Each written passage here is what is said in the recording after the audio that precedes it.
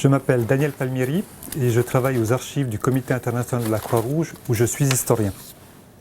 Je suis ici pour vous présenter l'ouverture de la prochaine tranche d'archives du CICR. Cette tranche concerne la période 1966-1975. Pour le chercheur, cette période est intéressante pour plusieurs raisons. Tout d'abord, le chercheur va avoir accès à des documents liés à des guerres de décolonisation et en particulier la fin de l'empire colonial portugais en Afrique avec les guerres du Mozambique et de l'Angola. Mais également, il va pouvoir voir les documents et surtout l'activité du CICR dans des conflits de type affrontement Est-Ouest, c'est-à-dire des conflits de guerre froide.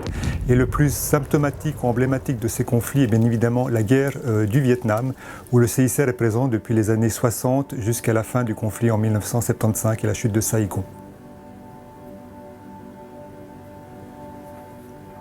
Le chercheur pourra aussi avoir accès à des documents concernant des conflits internationaux, comme le conflit entre Israël et les pays arabes, la guerre des 6 jours, mais également la guerre du Kippour, ou alors à des guerres civiles, et la plus emblématique est bien évidemment la guerre civile au Yémen, entre la fin des années 60 et le début des années 70.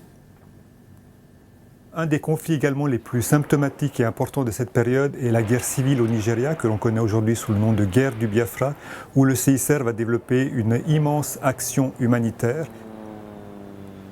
La période 1966-1975, pour le CICR, c'est le début d'une organisation telle qu'on la connaît aujourd'hui, c'est-à-dire une organisation qui travaille dans toutes les parties du monde, qui a un personnel important à sa disposition et qui surtout a les moyens de son action.